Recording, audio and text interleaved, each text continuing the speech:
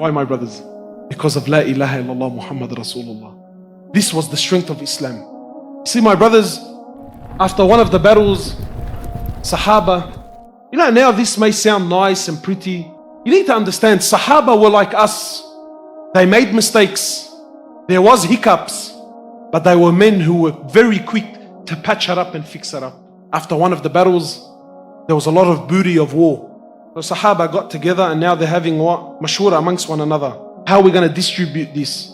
So each companion speaks his mind, and Abu Dharr, who was an Arab, a very staunch Arab, he gave his opinion.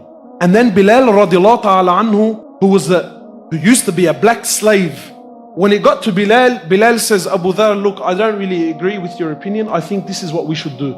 I think this is what we should do. So Abu Dharr became so angry. He says, even you son of a black woman, even you're going to disagree with me? Big words, big words. So Bilal got so cut, he picks himself up and he rushes to Rasulullah sallallahu alayhi wa sallam. Let's pause here for a second.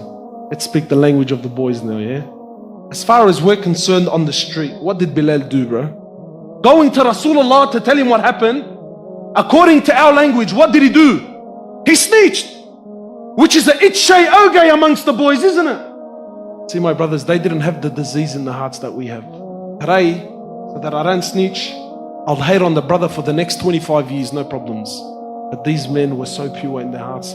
He rushes to Rasulullah sallallahu alayhi wasallam. He says to my Prophet of Allah, this is what Abu Dharr said to me. Rasulullah sallallahu alayhi wasallam, he storms out of the house. He rushes to Abu Dharr and he grabs Abu Dharr with fury in his eyes. And he says, Abu Dharr, you are a man who still has jahiliyyah in his heart. You are a man who still has ignorance in his heart. Abu Dharr buckles. How do you think he dealt with it? Think he grabbed a few of his boys to go chase down Bilal? Really? Look. Listen, bro, all jokes aside. Don't we talk about Sahaba? Don't we claim that we love them? Don't we say that they're our idols? Let's see how they dealt with it. So Abu Dharr rushes into the streets of Medina looking for Bilal.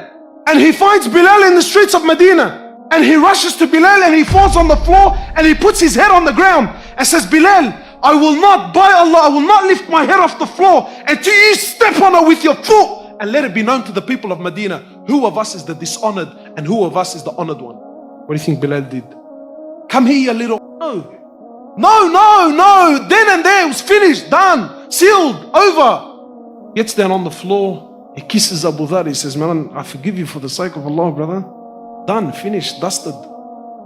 Where's this love gone, bro? Where's this mahabbah gone? My brothers, all we have is each other, man. All we have is each other. Instead of loving on my brother, you know what I don't get? It used to be back in the days, like I understand the street wars, us and them and my area and your area and these boys and that boy. The poison has become so, now it's actually even in deen. Now it's in deen. Now it's this sheikh and his crew and that sheikh and this crew and this center and that center and this masjid and that masjid. Allahu Akbar, what's going on? What's going on? What sunnah are you following? What sunnah is this? My brothers, we are brothers. We are brothers. Rasulullah sallallahu alaihi wasallam, he says that this ummah is one body. He says sallallahu alaihi wasallam, this ummah, look at the analogy he's giving sallallahu alaihi wasallam. He says this ummah is one body. If one part of the body hurts, who feels it? He says the whole body feels it. That brother who's a junkie selling crack and coke on the streets, yeah, we can sit here and badmouth him all day, but he's my brother and he's a part of this body, and when he hurts, I hurt. That sister who doesn't have her hijab on with 3-4 boyfriends, and yeah, we can all sit here and badmouth her and run our mouth. Yeah, look at this and look at that. And because she's from this part of this country, and because she's from here and she's from there, and her parents are this and her parents, we can do this all day long. But she's my sister and she's a part of this body. And when she hurts, I hurt. This is Islam. And this is how Sahaba dealt with one another. He says the ummah is like one body. When a part of that body hurts, the whole body stays up the night in fever and in pain. Look at the analogy. I want to ask you something, right?